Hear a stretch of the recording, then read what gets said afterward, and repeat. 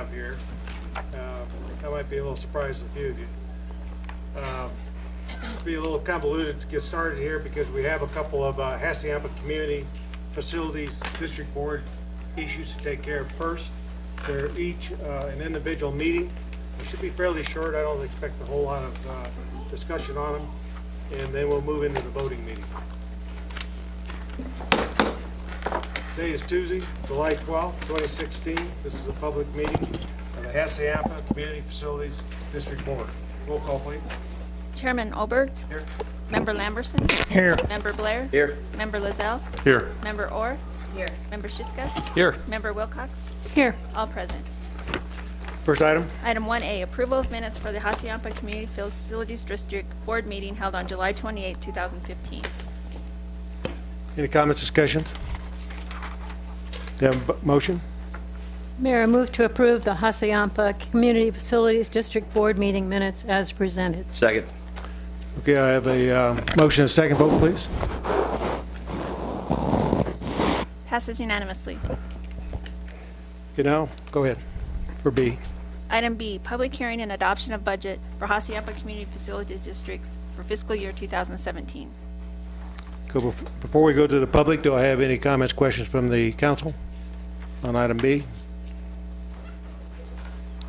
Do I have any public comment on Facilities District Board? Do you have anything you want to offer first?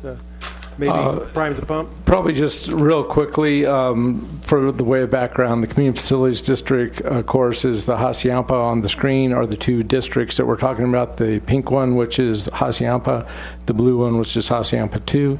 These districts were a financing mean for capital improvements out in those districts. They are not operational districts in any way. The bonds were issued for the capital improvements. Once capital improvements were done, they were turned over to the city for operation. Assessments were levied on the property, and that's the phase that we're at now, where we collect the assessments and we pay off the bonds. The district budget for the Hassayampa, which is the first meeting, primarily deals with the collection of assessments and the payment of debt. There is still funds remaining in the capital improvement fund, which there was some information in your packet about a public works project that was will use those monies, and Public Works is here to answer any questions if council has any specific questions about that. That was $776,000. Also this year, you'll notice in the budget we have a possible refunding per House Bill 2301, which was passed this year. It does open the opportunity to do a refunding for special assessment districts not allowed prior to this House bill. It would be an opportunity for the city to look at improving the interest rates for the landowners out there, as well as cleaning up these very old districts. This district started in 1996, so it's 20 years old this year. You know, a lot has happened, a lot of splits and all that. It would be a good opportunity to clean it up and bring the interest rates down to a more current market rate. So we will be looking at that this year, and that is part of the budget. With that, I'd be glad to answer any specific questions, or as I said, Public Works is here if you would like information on the capital project. Okay, any council questions, comments? Public? Okay, do I have a motion? Mayor, I move to close the public hearing. Second. Got a motion, second. Vote, please. Passes unanimously. Mayor, I move to adopt resolution number 43, setting the FY17 budget for Hassayampa Community Facilities District. Second. A motion, second. Vote, please. Passes unanimously. This meeting is adjourned.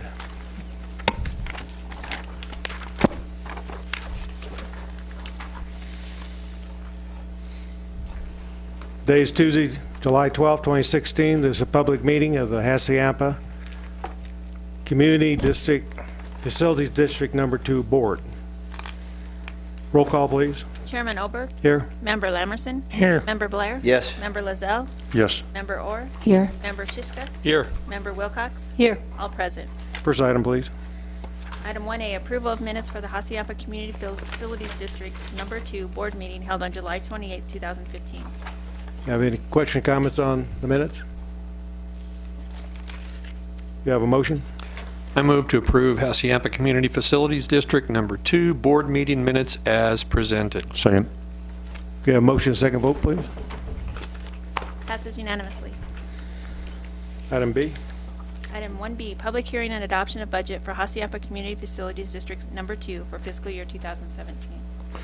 Again, Mr. Chairman, members of the board, this is the second district out there, much smaller district. Also the same thing, we have budgeted a potential refunding to look at this year once the law becomes effective in October as a way of cleaning up this district and also getting the bonds to a reasonable interest rate for the residents of those districts.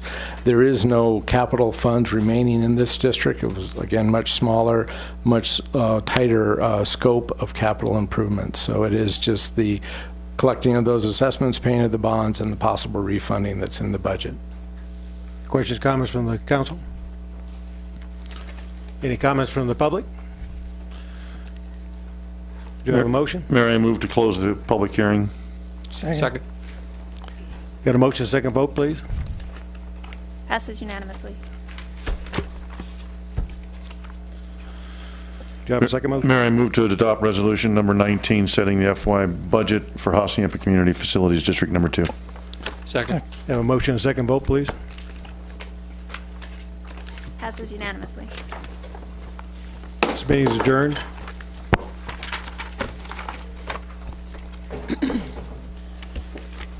We're going into our regular voting meeting now.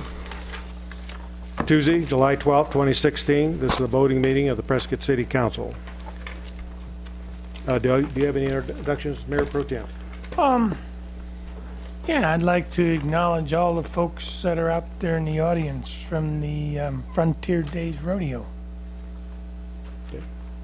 Would you stand, please? Know who you are? Thank you. Thank you for all you do. Thank you very much. Okay, we'll have invocation now by Pastor Jesse Lyles, of the Willow Hills Baptist Church, followed by a Pledge of Allegiance by Councilwoman Wilcox. Join me in prayer. Father God, thank you, Lord, for another day of life that you've so graciously given to us, Lord. As we listen to the media, Lord, we know our hearts are heavy along with everyone else in our country with what happened in Dallas, and we grieve with them those losses. And Father, we thank you that in the midst of all that's going on, there's strife and there's conflict. But thank you, Lord, there's so many good things that are happening as well. So, Lord, we thank you that you continue to work with us because all of us have problems and every community has its own issues. Lord, we pray in particular for this group that you will help them, give them discernment and wisdom to knowing how to work through the issues that impact, that affect this entire community. And we thank you, Lord, for them serving and giving of their time. And we give thanks in Jesus' name. Amen. Amen. Please join me in the pledge. I pledge allegiance to the flag of the United States of America and to the republic for which it stands, one nation under God, indivisible, with liberty and justice for all. Roll call, please. Mayor Olberg. Here. Mayor Pro Tem Laverson. Here. Councilman Blair. Yes. Councilman Lozelle. Here. Councilwoman Orr. Here. Councilman Shiska. Here. Councilwoman Wilcox. here. All present. City Manager, do you have any announcements? I have no announcements today, Mayor. We do have one special announcement from Councilwoman Wilcox. Yes, I received word that the Over the Hill Gang is receiving the Prescott Valley Chamber of Commerce Award this Friday for Volunteer of the Year. And as some of you know, the Over the Hill Gang has about 200 members, all volunteer. They go out in the heat of the summer, in the cold of the winter. They make trails, they maintain trails, they do a lot of great stuff for our communities. And now their wonderful work is spreading over the hill into Prescott Valley, and they're getting a recognition for it. They recently completed the Glassford Hill Summit Trail and the trails in Fane Park. And the Chamber is recognizing these contributions as assets for the residents and investments toward economic development. Thank you, Gene. We'll move to proclamations. Proclamation, item A, proclaiming July 15, 2016 as Sister Cities International Day.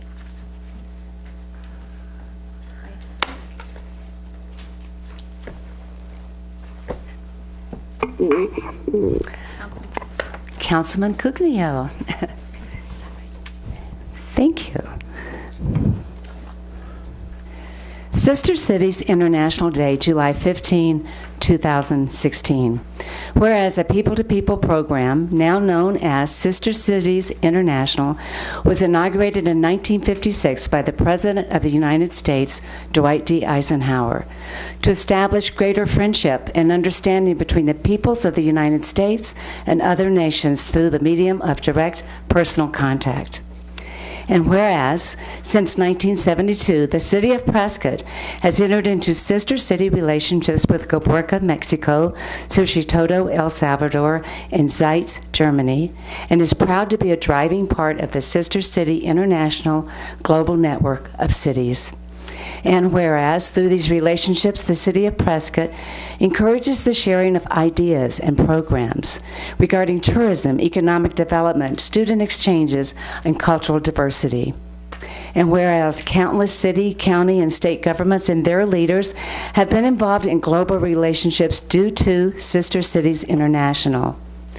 And whereas in 2016, Sister Cities International is celebrating 60 years of global citizen and civic diplomatic action and helping support a future where the world's cities, communities, and its citizens can come together in common ground. Whereas Sister Cities International Day is a fitting occasion to commemorate the significant impact of the organization and the and the impact it has made in building bridges across nations, cities, and communities around the globe in order to create and sustain world peace. And whereas Sister Cities International Day is an opportune time for Americans and the world to come together and show how powerful humanity can be when we unite to promote peace, progress, and prosperity for a better world. Therefore, Harry Oberg, Mayor of Prescott, hereby proclaims July 15th, 2016 as Sister Cities International Day. Congratulations. Hey.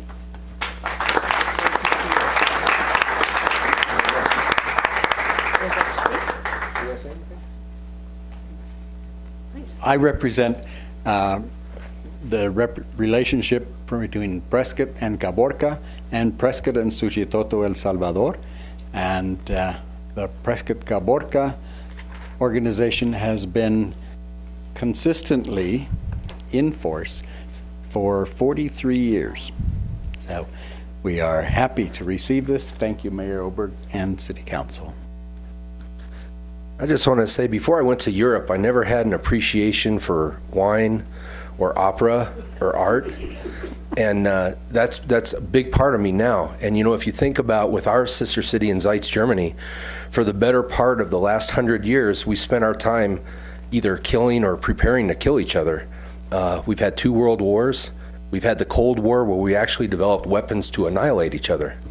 And the last time I was in Zeitz, Germany, I was walking down the street and I was bumping into people I knew, and I was greeted with smiles and hugs and really, really good beer.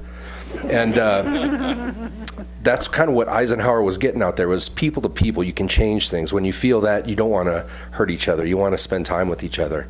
And the Zeitz focus is student exchange, and we've had 6 student exchanges so far, where we send kids over there, they send kids here, and it's amazing to watch when they have to leave each other after just 3 weeks. They're so tight, they're crying for each other. And with today's technology, they can stay in touch with Facebook and FaceTime and real-time things. So if you guys would like to be a part of that, welcome anybody or anybody watching on television. Stop by and be a part of the Zeitz group. You can show up and just kind of watch for a while if you want, or join Caborca, because they have great beer down there and piñatas. So come out and be a part of Sister Cities, and thank you for the city for their great support in getting all this going. Thank you. Mayor Oberg, I was wondering if we could ask Councilman Cugnio to read some comments from Enrique Melendez.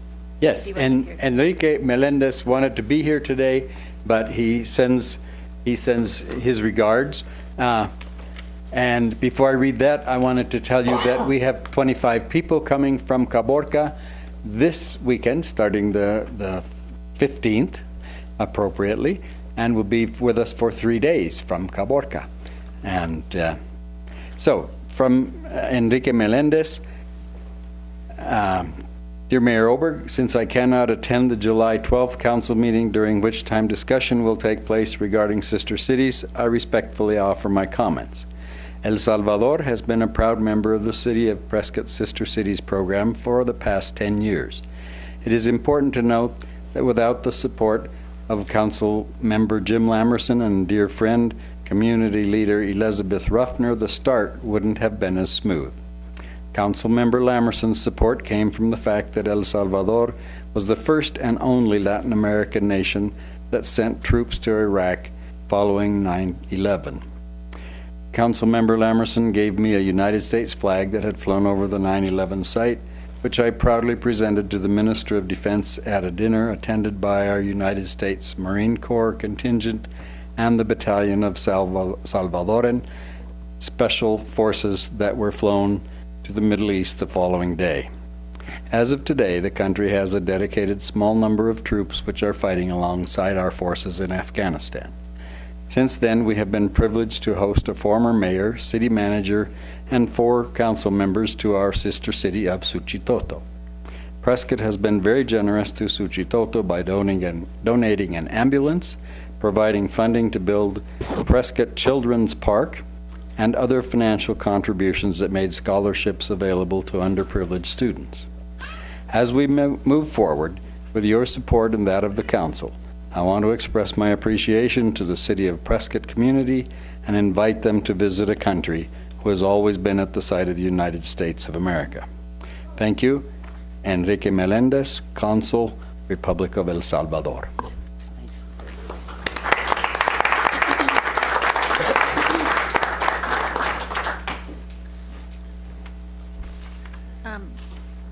The second proclamation is honoring Yavapai College baseball team. Are there members from the baseball?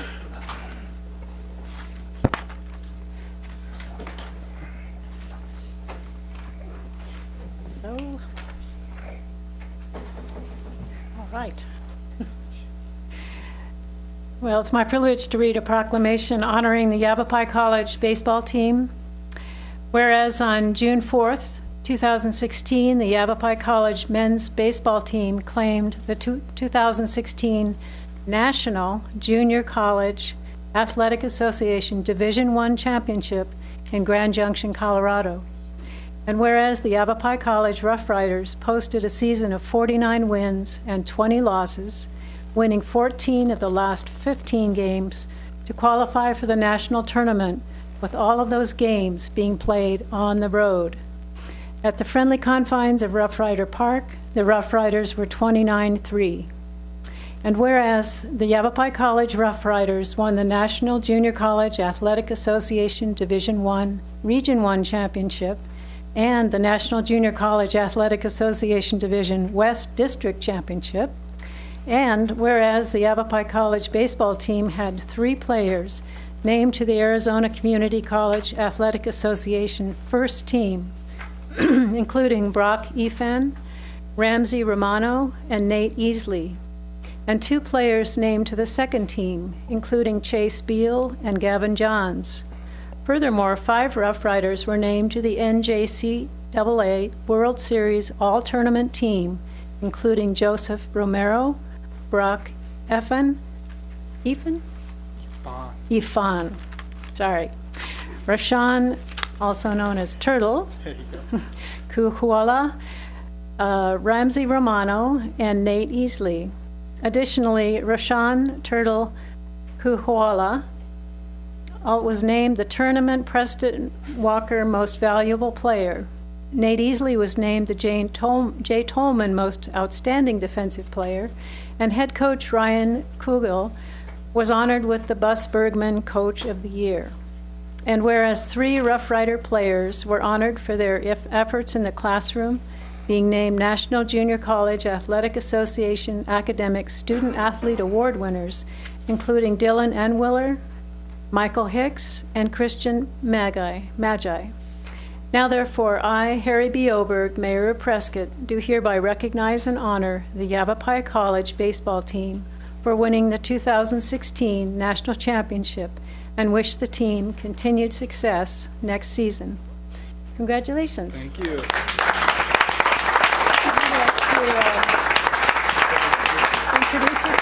say a few words? Sure. I wasn't prepared for this. Ryan Kogel, the head coach.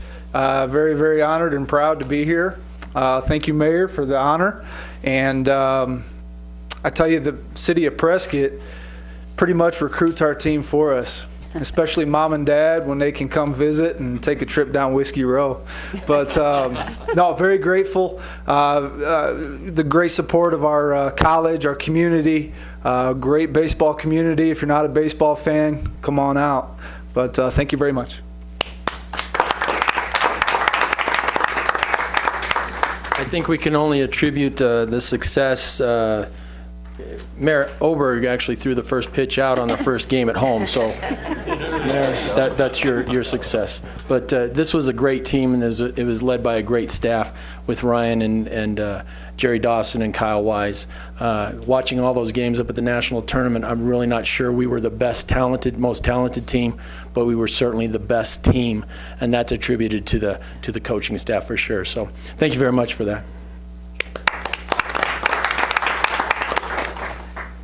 I'm the lucky one in the group. I started at the college. I'm Ron Liss. I'm the Vice President for Instruction and Student Development. I started June 1st, and what a great way to start your work at the college by having some wonderful people like the two gentlemen here who can lead a group of student athletes to a world championship in my first week. So great job, guys, and thank you, Council. Thank you, Mayor, for the proclamation. I appreciate it.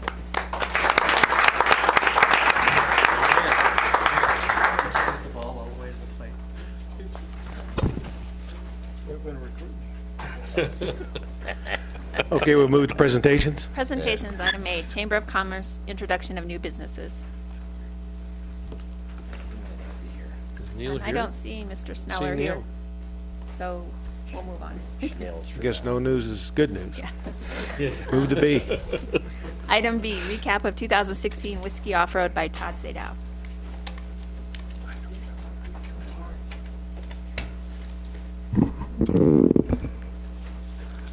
Mayor and Council, my name is Todd Sadow. I'm with Epic Rides. We produce the annual Whiskey Off-Road mountain bike event.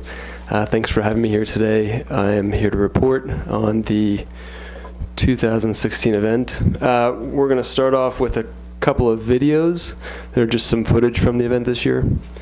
And then also I'm going to distribute a couple of items to each of you.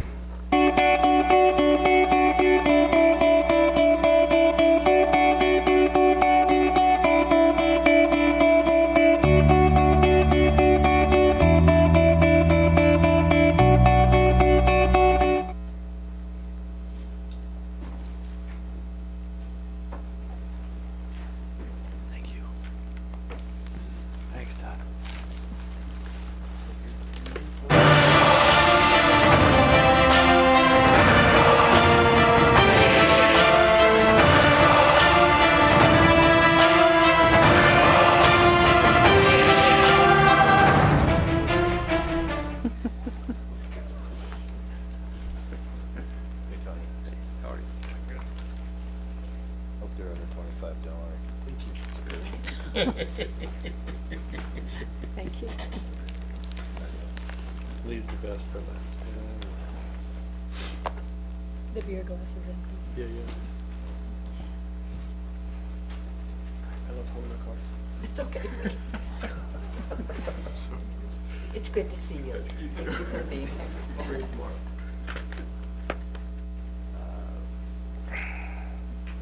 Thank you. Thanks, Todd.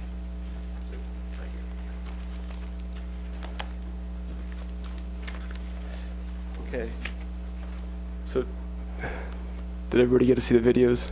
Yes. Yeah. All right. Yes. What I want to know is where are the rest of them? So we've got, this is typically we open with about a 3-minute video. And because the world has gone to a 30-second attention span called social media, we've got a half dozen we'll have a dozen of those spooled up to push out over the next year to contribute to the social media campaign. We'll also have a sizzle reel that'll come out much later as we approach next year's event. So our strategy's changed as a result. The presentation has changed as well a little bit. So this was our 13th annual, and we have an interesting report today, I suppose. Notably, in our 13th annual for the Whiskey Off-Road, this event has been joined by some good company. We introduced the Grand Junction Off-Road in Grand Junction, Colorado, home to the JUCO World Series as well, where y'all just took home a championship, which is awesome. And then also, we just launched a new event in the series, making it a bona fide series now with 3 events in Carson City, each of which is an off-road event in the Epic Rides Off-Road series. And so Prescott is now in the company of a couple of other communities and hopefully some additional communities soon. The series component, there's a cut and paste that didn't happen up there. The series component brings a increased amount of exposure for the city of Prescott. The campaign for the event now, as it always has, starts in September and runs an additional 3 months as a result, and that'll continue to grow. So the relevance of the city of Prescott and the mountain bike community and the mountain bike media is also heightened as a result of those communities joining into the series. So getting into some of the nuts and bolts of the event this year, our total participants was 1,374. Total registered was 1,718.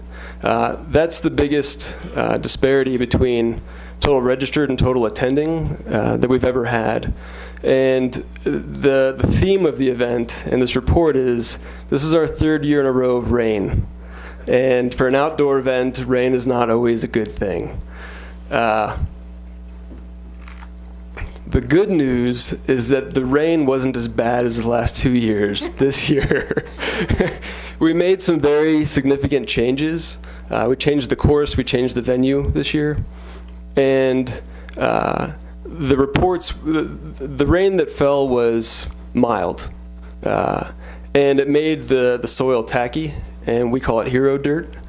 Everybody thinks they're a hero. They're a better mountain biker than they are on other days because they have better traction. And so rather than, say, 3 years ago when people walked away from the event and they said, boy, I went hypothermic, I have never been so close to death, and that was exhilarating, now they're saying that was an amazing ride. The new trails were really well received, and the conditions, although not great for an after party, were ideal for a mountain bike ride most of the time.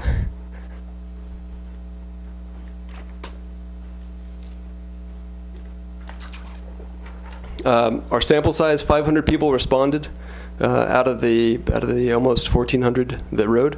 That's a strong response. So we have some we like to think we have accurate leads on what people thought. And then total estimated visitors, we dropped this number by 40% over the estimated visitors of a good year. And we just played a conservative number. We did not count each individual that came to Prescott that weekend. But we know that with rain in the forecast, with 1,700 registered and only 1,300 starting, it's because they looked at the forecast ahead of time and said, not going to go. And so we went ahead and, although we were down 9% this year on registration, we dialed back the total numbers considerably just to hopefully forecast a reasonable image of what happened this year.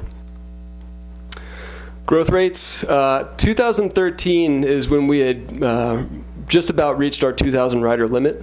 2014, we only grew 4% because we were bumping up against the limit. But both of those years we filled up before the event weekend, which is the best case scenario for this event, is to hit our 2,000 rider mark a month and a half before. 2014, if you'll recall, is the year of epic rain and sleet and snow and hail and everything else that can fall in a really small amount of time and dampen the mood. So then, naturally, we expected that we would, give it our best in marketing in 2015 and see how many people we can get to come back. And you'll notice that for the next item down, 45% first-time riders dropped down to 36%. And then this year, again, down 9%. So 3 rain years in a row, these are reasonable things to expect. And we're giving it our all on the marketing side to recruit new blood into the event and get people to come back. But a lot of these numbers are indicative of just 3 years in a row of rain. Some just anecdotal things about our attendee.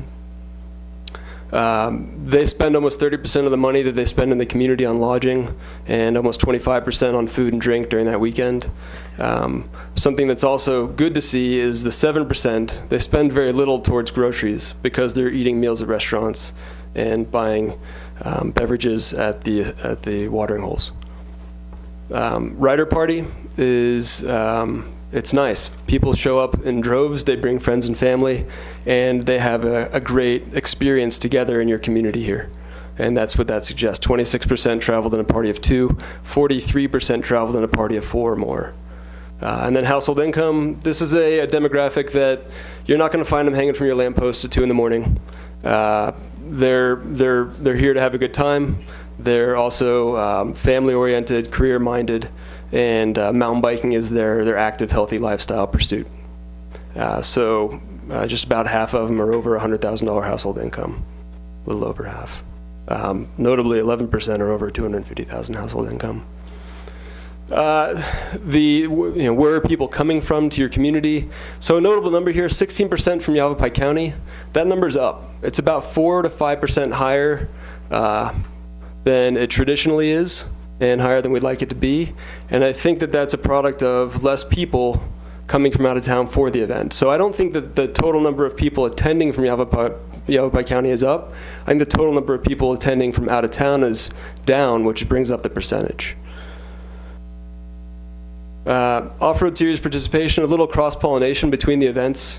The big win here for the community of Prescott is that as the off-road series expands and as the other events catch up to the Whiskey Off-Road in size, which they're doing, we're going to broaden our reach with where we can get people from out of town to come to the community, to Prescott, to enjoy the Whiskey Off-Road and to be introduced to Prescott.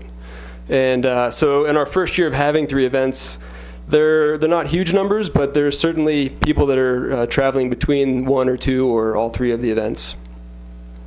And those are just from the amateurs. The pros, a large majority of the pros did all 3 events, or at least 2 of the 3. A nice number to see, 12% of the event, this was their first time ever to come to Prescott. So had the Whiskey Off-Road not happened, they might have waited longer to come here.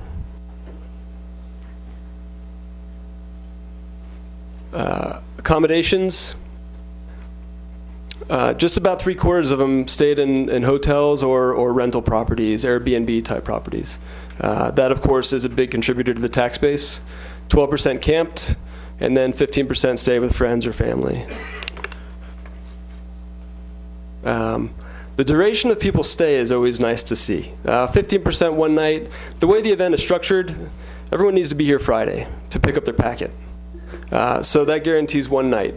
The idea is that we throw a good enough party and they have a good enough time here, or they're just tired enough after their ride that they don't want to go anywhere else. So they stay at least until Sunday. However, some people you'll see almost 20% stay 3 nights, 7% stay 4 nights. They make it into a vacation. Whiskey Off-Road weekend becomes their spring road trip with the family or friends. And another stat a little bit later on, we'll see that 30% of the people, the next column over, rode other trails in the community. The city of Prescott's put a lot into trail development. The award earlier, or the award or proclamation for the Over the Hill Gang, they're an amazing asset in your community, the Over the Hill Gang. They're phenomenal, and they build amazing trail. And we're introducing people through the event to those other trails as well. And that encourages word of mouth awareness, media awareness, because there's a lot of media here for the event too that also experience them. And it helps continue the process of proliferating the trails community and driving the economy through it. People are eating here. 40% purchased 2 to 3 meals, 35% 4 to 5 meals, and the people that rode in the 50 proof were probably the ones most likely to buy 6 or more meals. We had some beer gardens this year. The one next to the start-finish line seemed to be the most productive.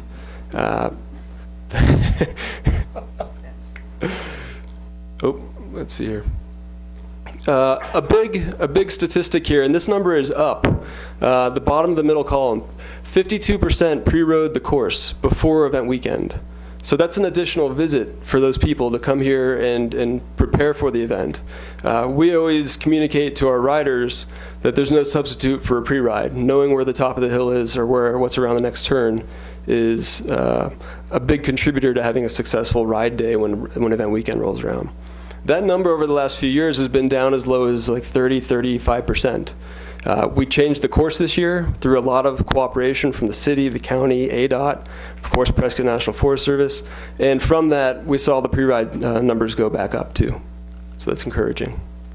Of course, our grade recommendation, will you recommend this event to friends or colleagues? 97% said they'd be glad to.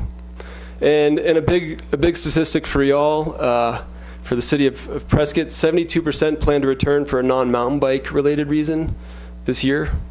So I think a high side opportunity there is that we bring them in here on the shoulder season for the event through a healthy activity, something that's personal to them and creates an emotional bond with your community. And we create a familiarity with it as we go into those hotter months for the summer season, and we remind everybody ahead of time how close they are to cooler climates for the people in the valley or further down south.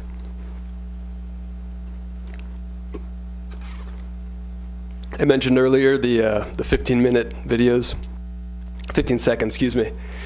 So we've been putting a great deal of effort into developing our social media. From that, we've been seeing some pretty good results as well. And of course, the city of Prescott benefits from that, which is a major objective for us. 63% of our participants are posting about the event on social media. The two standout social medias that our audience is most tethered to is Facebook and Instagram. Twitter is part of that 11%. YouTube is part of that 11%. YouTube is a little bit more boutique. You've got to be able to either at least produce some sort of video, even if you don't edit it. And Twitter, I think, is a different socioeconomic group. And 35% use hashtags. So that number has grown considerably over the last couple of years, the 35%.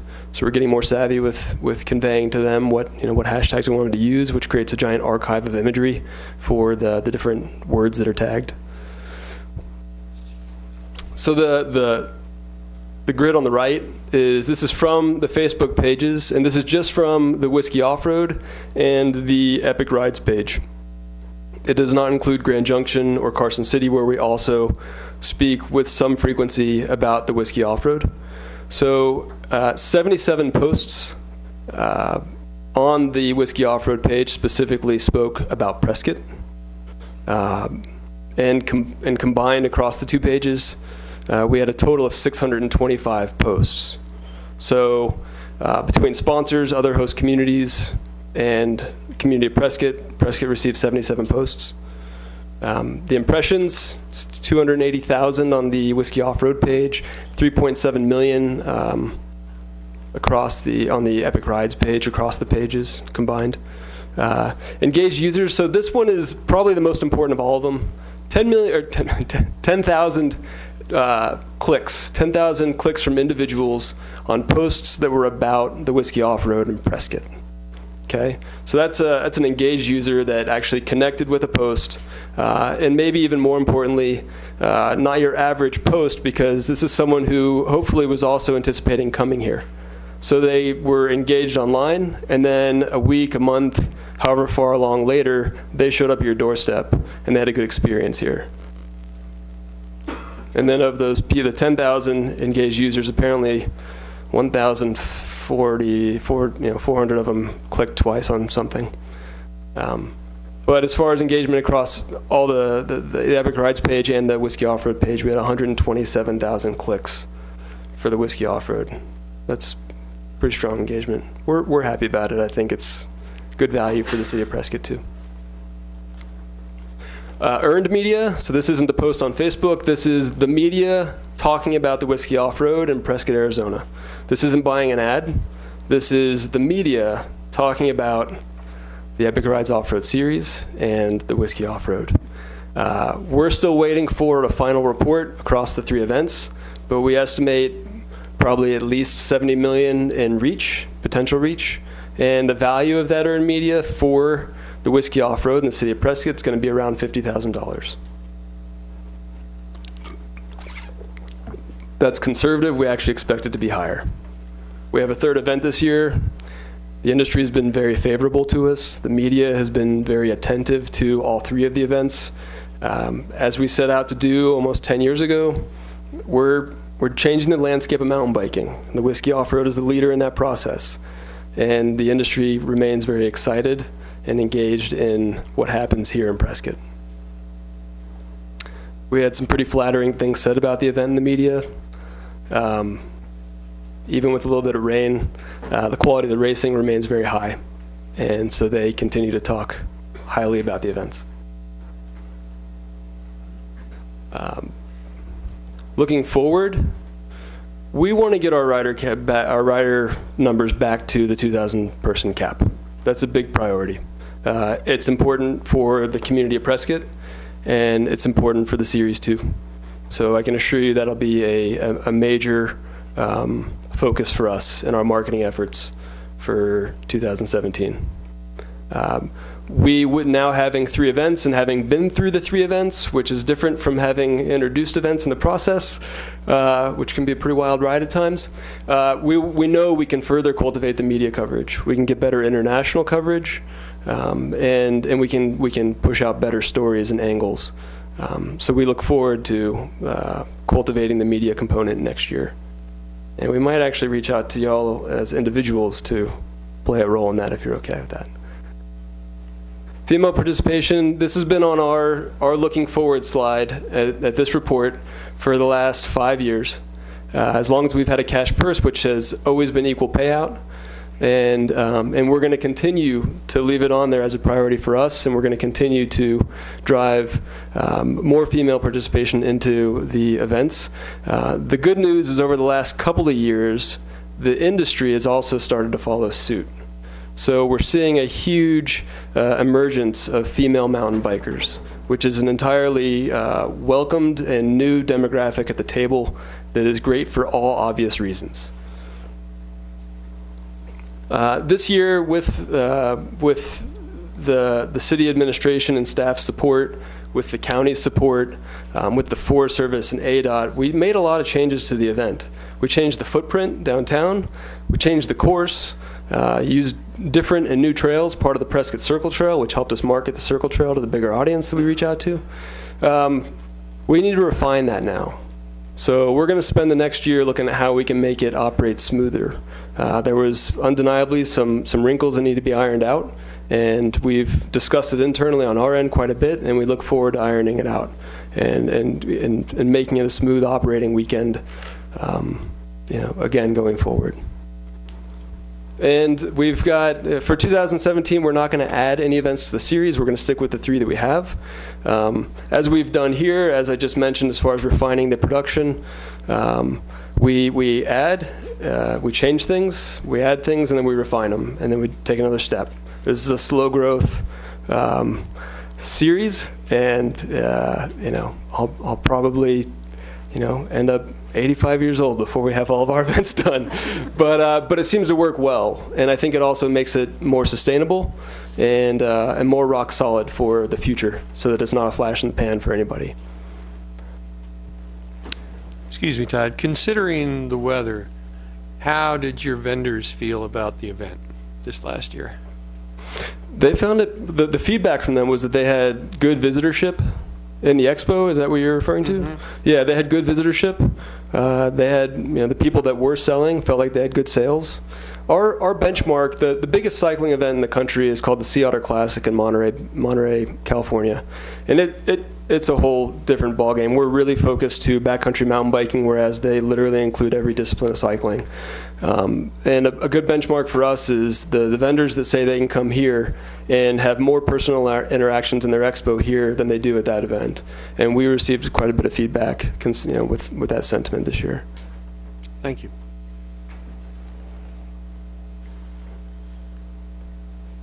Is that it? Last slide. Thank you. This event, it can't happen without everybody wanting it to happen. And that's as all-inclusive as it gets, everybody. A huge thank you to the community of Prescott. They take such pride in the Whiskey Off-Road, And they show up on event weekend and they have a blast, whether they're riding or cheering, volunteering, everything. The community's phenomenal here. And it leaves such a good impression on all of our cyclists. Everyone that's from out of town, which is almost 90% of the people, right, that are not from here, that are coming to the community to have a mountain bike infused weekend, they really enjoy being here because the community is so welcoming. The Prescott National Forest, changing the course is no small task. And they played along, they were patient with us, and they helped us get to the goal line on that one. Y'all, of course, play a critical role in the event. The staff and the administration as well. It's no small task to permit this thing, to understand all the moving pieces. Prescott PD and streets, boy, they make it hum. This year it stood out. The waste disposal from the staff, from the city, was on it. I mean, we produce a fair bit of trash. There's a lot of cardboard from boxes and stuff, and they just nailed it all weekend, which with some weather, it could have been a mess. Of course, PDP is really flexible and helpful, letting us use the courthouse the way we do to put on a show. And then, of course, Eagle Management, they're a critical partner in the production of the event. So thank you, everybody, for welcoming us back. Okay, thank you for the update, Todd. And, I thought it was a pretty exciting event. I liked it, and I talked to a lot of people that thought it was a great event. So we'll look forward to you coming back next year, and I'll work with the city manager in the meantime and see if we can find anybody on the staff that can, tell us what to do about the rain. Thank you. Anybody else on staff have anything they want to say, comment? Thank you. Just great job, Todd. Thank you. Thanks. Thank you. Thanks, Todd.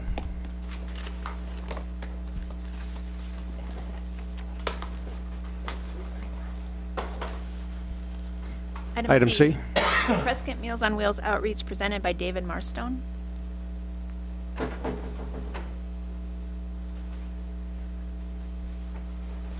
Good afternoon. My name is David Marston. I'm the president of the board of directors of Prescott Meals on Wheels.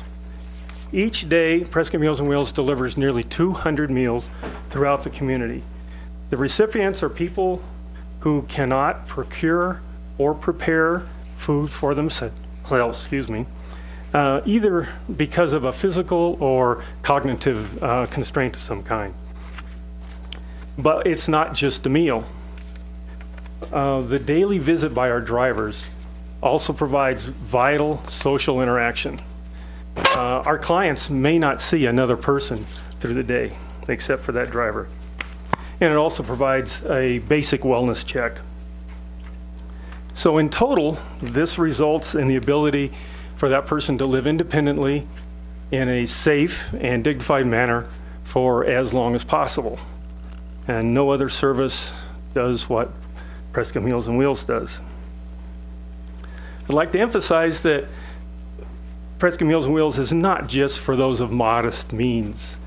While the majority of our clients do receive the meal at no charge due to support from the city, from NACOG, and the generous donations of our individuals and businesses in town, the program is open to all who need assistance in preparing or obtaining food.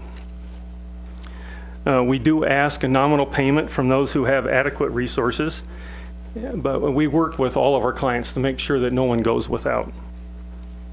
And we feel pretty good about our service that we give, but we know that there are others in the community that we are not reaching. And Prescott is a community with a significant population of older adults. And statistical census data would point to a need that is significantly beyond what we are currently providing. Therefore, we're launching a campaign to identify those in need and provide them with meals.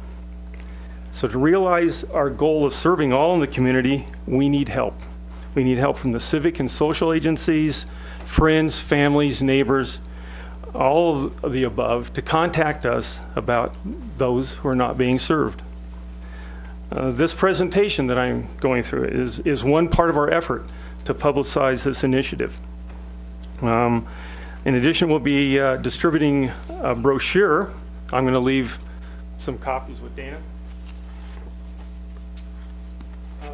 This brochure simply states, would you or someone you know benefit from Prescott Meals on Wheels? Inside, it has a description of the service, of the criteria, and then contact information. So this is going to go out through all the area. And then, in addition, we'll be conducting print and media advertising. Each additional person that we add as a client is another city resident that is going to lead a healthier and happier life. So that is our mission. I thank you for helping us get the message out to the community. And that sums up the prepared comments I have. I would entertain any questions or comments you might have. Well, thank you, Dave, for your briefing on your Meals on Wheels, and I can tell you it's a great service that you provide to the city, and particularly the people that are housebound. And you know, I know old people that get in a home and they can't get out and they don't have anybody to talk to, and it's great to have somebody just talk to for 5 minutes. And so that's a great service you do. Any comments, questions from the council? Yeah, just one. David, thanks for everything you do. I'm a liaison to the CDGB committee, and I know how important that money goes to you, and I know you could use a lot more and more volunteers. So good luck, and it's a great thing that you do. Thank you. We're very proud of what we do and very happy to do it. Thank you. Okay, thank you, David.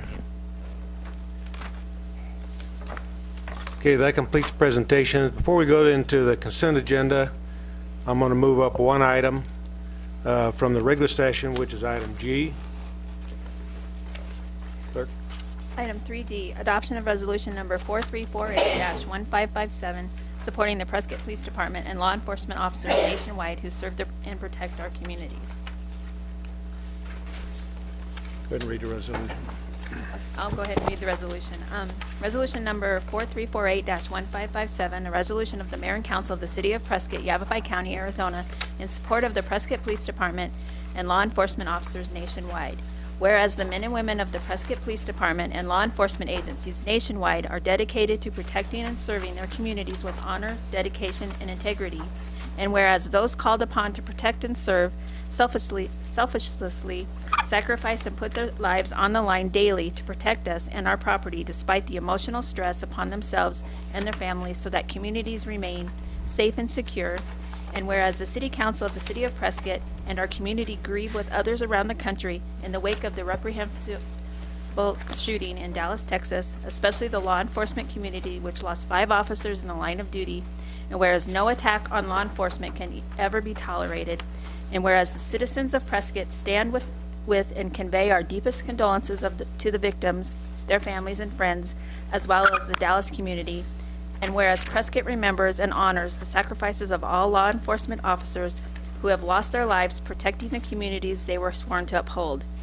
Now, therefore, be it resolved by the Council of the City of Prescott as follows, that the City of Prescott hereby honors, supports, and stands united with Prescott Police Department and law enforcement officers nationwide who serve and protect our communities, that the Prescott City Hall shall be lighted with blue lights for 12 days beginning July 12, 2016 and ending July 24, 2016 in order to honor the 12 officers shot in Dallas, Texas, and to signify Prescott's support of the Prescott Police Department and law enforcement officers nationwide, that the mayor and staff are hereby authorized to execute this resolution and take any and all steps deemed necessary to accomplish the above.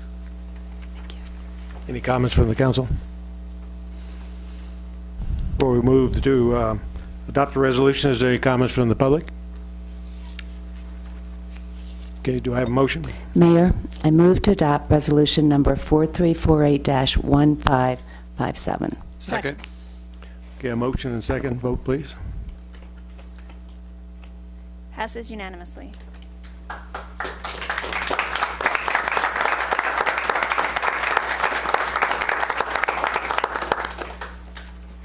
At this point, we'll move to the consent agenda.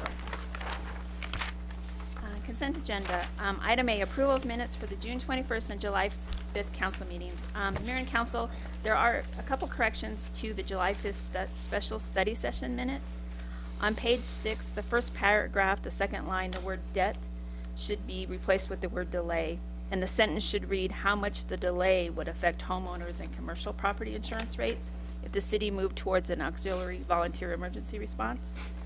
And then in the second paragraph on page 6, there should be a sentence added that said, Chief Light said insurance premiums would go up as much as 25 to 30%. So with approval, those changes would be made in the final minutes. Item B is a resolution approving an agency affiliation agreement with Yavapai College. Item C is resolution approving an IGA with Central Arizona Fire and Medical Authority. Item D is approval of a lease agreement with Xerox Corporation for a Xerox copier. Item E is approval of payment of annual dues to the League of Cities and Towns. Item F is ratification of a software product purchase to manage records at the City Records Center. Item G is approval of a contract amendment number 3 for engineering services for the South Marina Street pavement and utility upgrade project. And this was an updated council memo that was sent in the amended agenda. Item H is approval to purchase duty equipment and uniforms from FX Tactical LLC. Item I is approval to submit a grant application to the United States Department of Justice for purchase of a reconnaissance micro robot. And item J is approval of a lease agreement with Prescott Frontier Days Incorporated for the Prescott Rodeo Grounds. Mayor, I recommend that we move to approve consent agenda items 1A through 1J with a highlight of a much appreciated lease for the Prescott Rodeo. Do I have a second? Second. Got a motion and a second. Vote, please. Passes unanimously.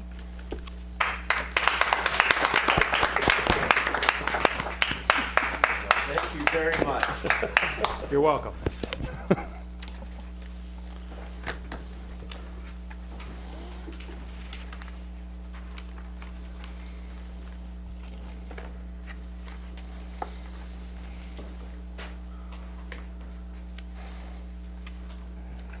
Okay, move to item 2, please. Item 2, the liquor license consent agenda. Mayor and Council, on today's liquor license consent agenda, there are 2 applications for a Series 15 special event liquor license. Item A is the Launchpad Teen Center, a party in the courtyard, and item B is Yavapai Exceptional Industries, the Grand Fund at the Grand Highland Hotel. The applications for these 2 events have been determined to be in compliance with city requirements and are being recommended for approval.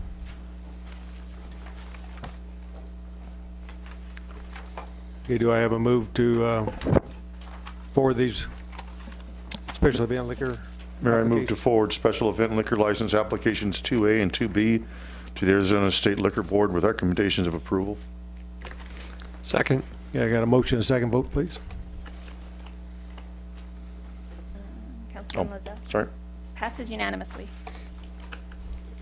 Okay, moving to a regular agenda, item A. Item 3A, public hearing and consideration of a new liquor license application for a Series 12 restaurant liquor license from Robert Rex Edwards, applicant for Barbados Dos, located at 3250 Gateway Boulevard, Suite 516. This is a request for a new license for a Series 12 restaurant liquor license. The police department has reviewed the application and found it to be in compliance with state law, and the community development department has reviewed the application and found it to be in compliance with zoning requirements and building safety issues. The application fees and license fees have been paid, and the application has been posted at the proposed location for the required 20 days. No public comments have been received, and the applicant is in attendance if you have questions for them. Can the applicant come on down?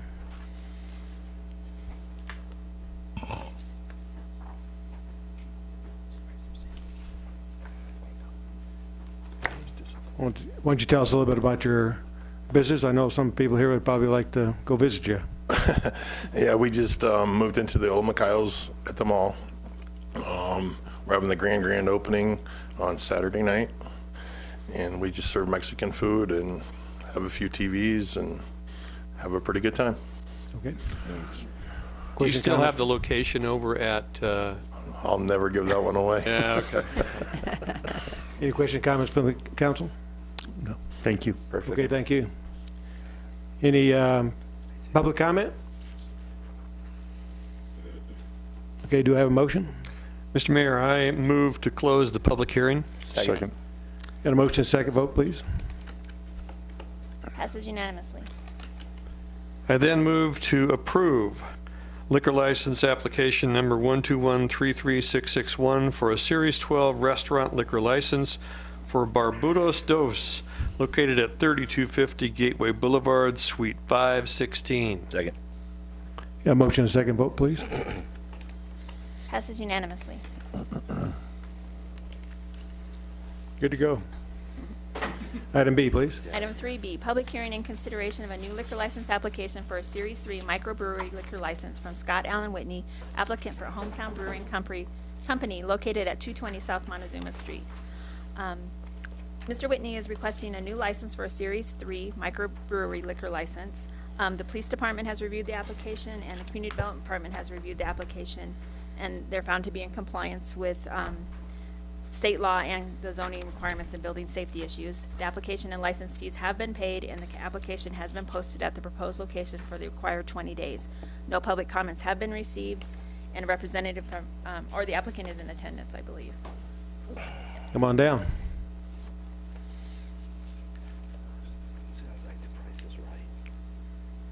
I know you came in and briefed us some time back for about 15 minutes on your entire operation, but for maybe some of those that have short memories, you can just give us a quick rundown again. I do. I also have a statement I'd like to read today, if you don't mind. Dear Mayor, members of council, and citizens of Prescott, our ale house will open this summer on Whiskey Row. Marie and I cordially invite you to visit our new ale house at 220 South Montezuma. Traditionally, craft brewers and other folks in the craft beverage industry have collaborated, cooperated, shared, encouraged, and helped one another. It is with deep sadness and heavy heart that today we must explain that Prescott Brewing Company has issued demands and filed a lawsuit against us regarding the name Hometown Brewing Company. PBC submits that our brewpub name infringed on a handful of common law trademarks using the word hometown, which they claim to own exclusively. Council has advised us we would likely win a lawsuit, but it would simply be too expensive and detrimental to the craft beverage industry and the community in Prescott. We simply do not wish to fight an expensive lawsuit in federal district court in Phoenix, even though we are confident we would prevail.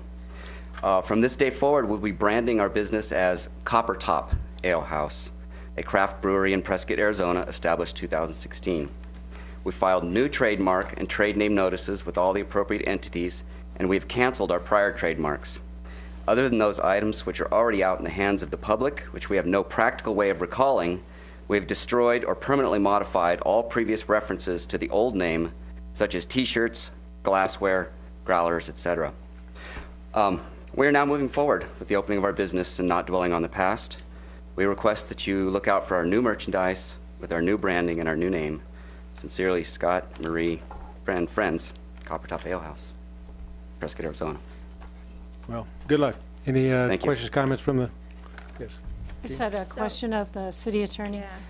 John, will this affect their liquor license application in any way? I don't believe it would. I think you've amended your application with the liquor department. It's the same. It's the same license number, just simply a DBA name change. So it shouldn't have any effect on your action tonight. It's already in the works. Any other questions, comments from the council? Okay, thank you. Thank you. Mayor, I move to close the public hearing. I was going to get I'm sorry. comment. Any public comment? Okay, do you have a motion? Mayor, I move to close the public hearing. Second. Got a motion second. Vote, please. Passes unanimously. Mayor, I move to approve for liquor license number application 131335052 for a Series 3 microbrewery liquor license for Copper Top / Hometown Brewing Company. Not sure which one to use there. Located at 220 South Montezuma Street. Thank you. Second. Okay, I got a motion second. Vote, please. Passes unanimously. Item C.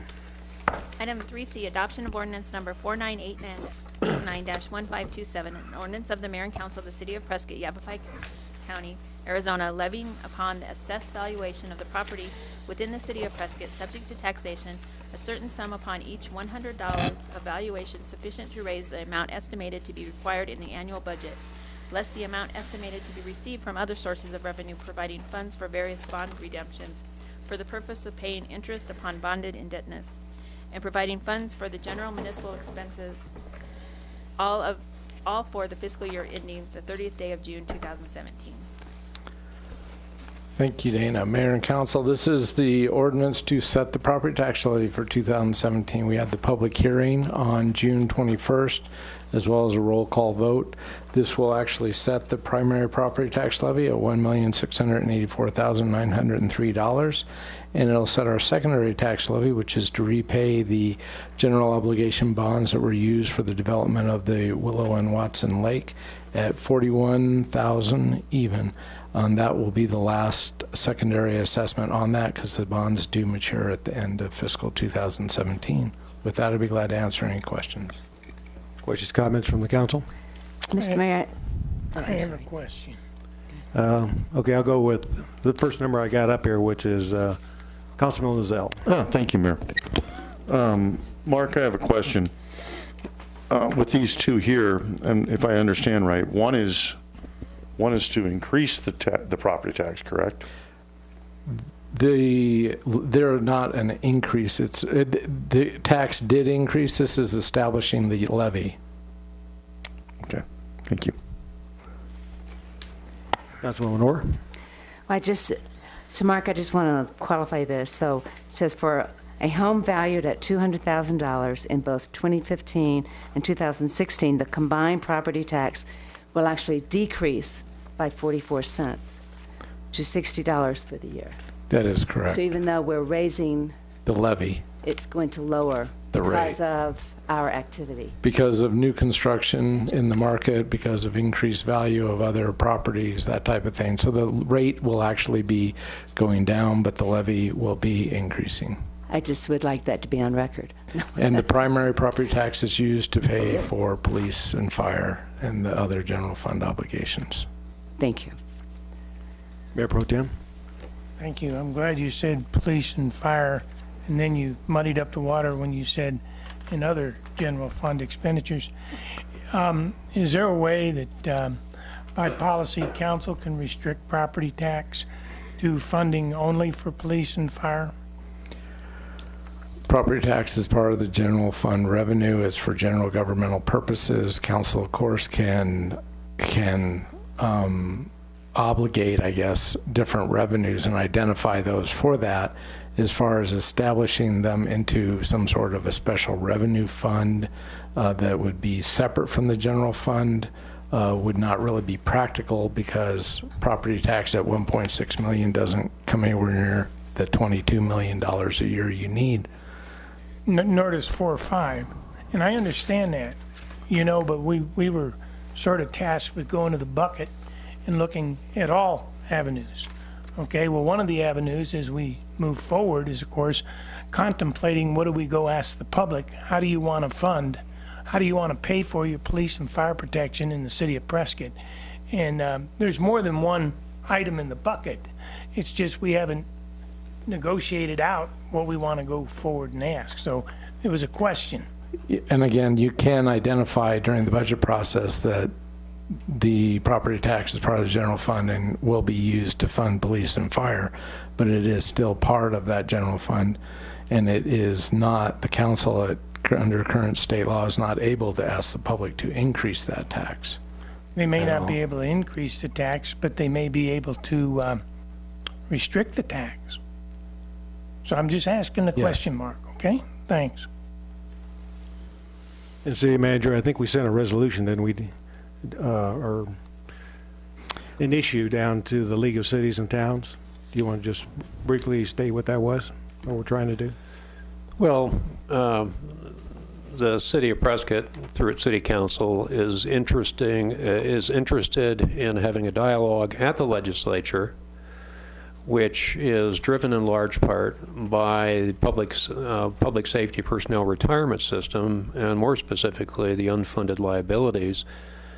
And so what has happened, and we've explained this many, many times to the City Council of Prescott, but what has happened over decades is that effectively the tools that were once available to municipalities and others who have public safety forces, those tools have been eroded, restricted, capped, whatever you want to call it, gone away. We see every year when we have the legislative report, there are attacks on you know, the funding and the use of privilege tax and so forth, which would further erode. And at the same time, the pension obligations and the costs have gone way up. The you know, the investments of that pension system have not been realized according to projections and so forth. So, you know, all of that is the background for another round of dialogue that needs to happen down at the legislature. And that was the dialogue that during the most recent legislative session resulted in the pension reform legislation, to call it that, and then the ballot issue, which was approved by the voters statewide. But there's more to it. The issue of unfunded liabilities, making, you know, let's say, honoring those contracts of those people in that system on what a pension is and what benefits that they would have when they retire, making it affordable, making it realistic in terms of funding and so forth. Those are all subjects that need to continually be discussed down at the legislature, and the city of Prescott has, frankly, once again, through the elected leadership, raised those questions at this time through the Arizona, you know, the League of Arizona Cities and Towns, to try to move this whole issue forward so there is an ability to fund these pension systems, make up for the unfunded liabilities, and go into the future in a much more solvent way, understanding that the state does have a dog in this fight as well because of Department of Public Safety. They have a huge unfunded liability in the Department of Public Safety. So it is a matter of a statewide concern. It is a matter of a state of Arizona concern, and that is what the city of Prescott is down there talking to the league and the legislators about. Right. And I just wanted the public to realize that sometime back, I think it was the state legislature locked us in to where we currently sit on our city sales or our city property tax, and this entire effort is to try and to raise that to a level that would be more supportive of police and fire and PSPRS debt. So we're working with that with the League of Cities and Towns, and that's a resolution that we'll be discussing very thoroughly in August when we go down for the annual conference. Mayor Pro Tem.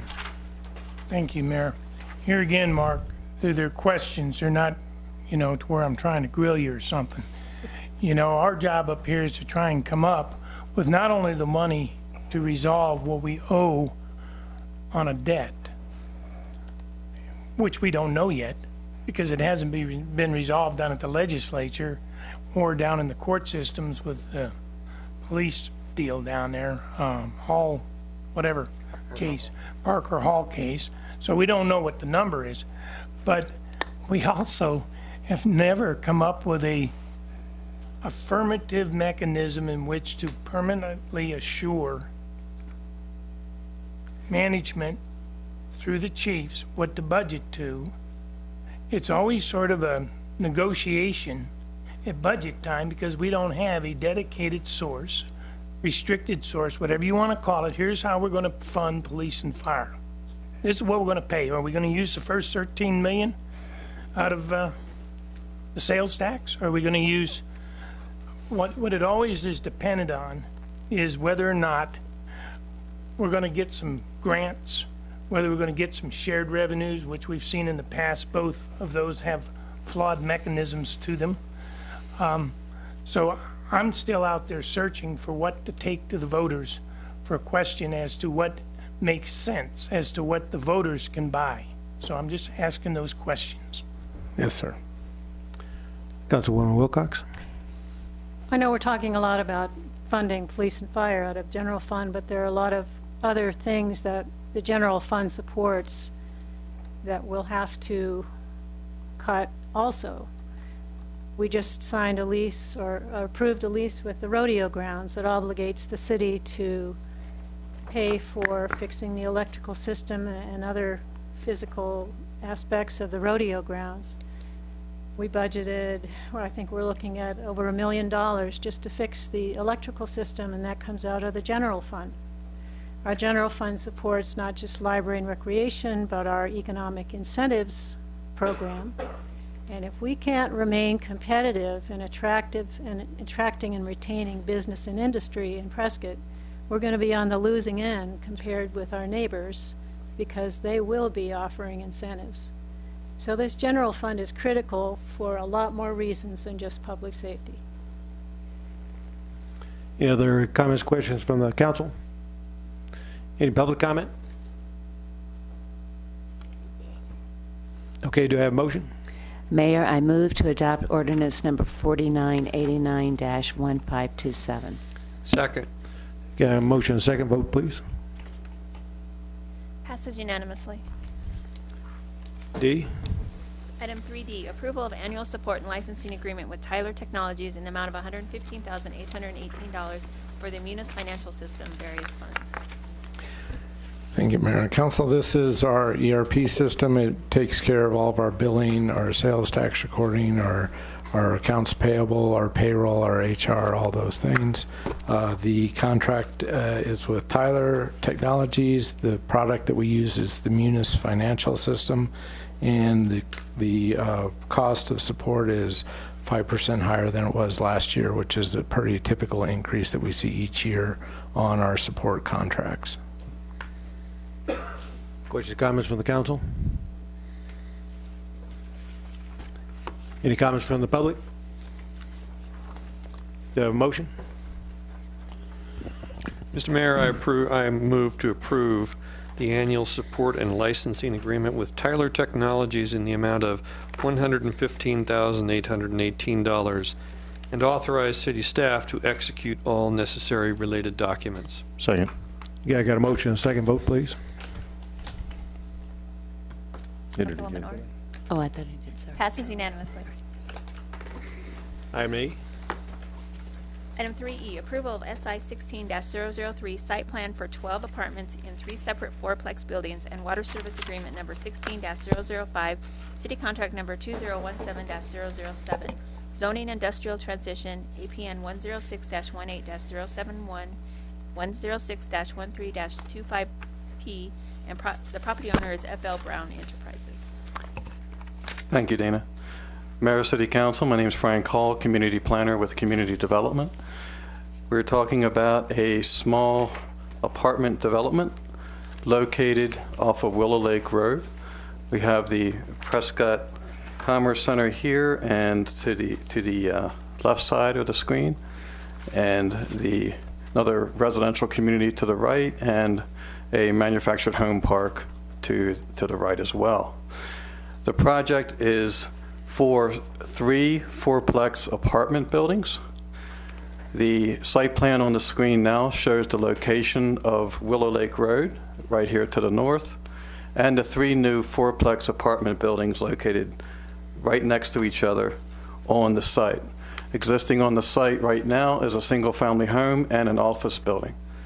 The request has been approved or recommended for approval by the Planning and Zoning Commission, and the Water Issues Committee also recommended approval of the water service agreement. And if you have any questions, I'm certainly here. Mr. Brown with FL Brown Enterprises is also in the audience. Questions, comments? Oh, got them.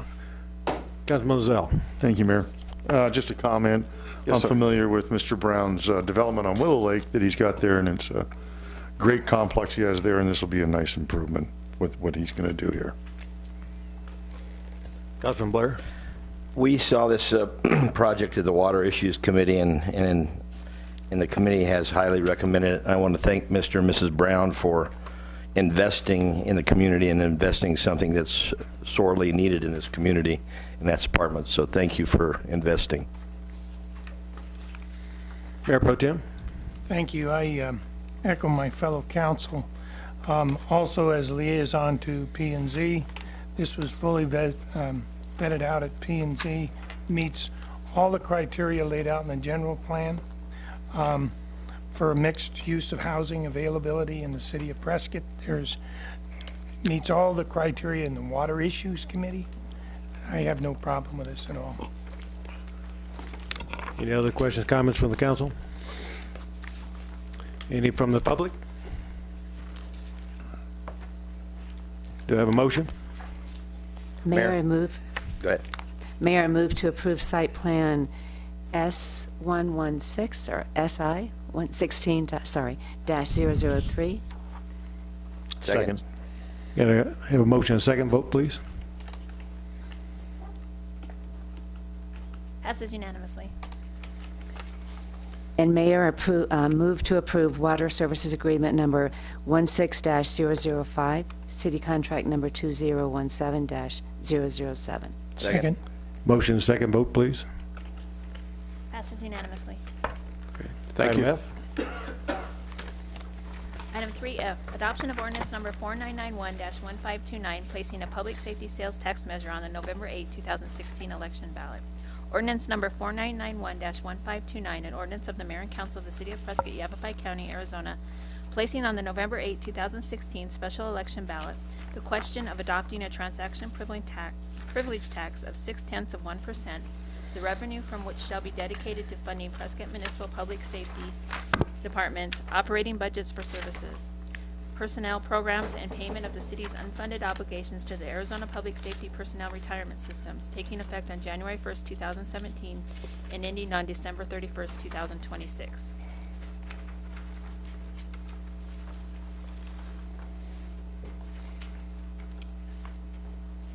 Any questions, comments from the council? Yes. Guess who? Councilwoman Wilcox. Well, last week we had a work study session to hear about the public safety sales tax ballot measure and what it would mean to the city.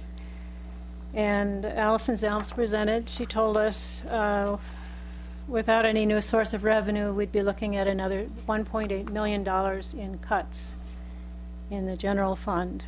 And as I said just a few minutes ago, that general fund supports not just police and fire, but a lot of other things that are really important for this community to exist.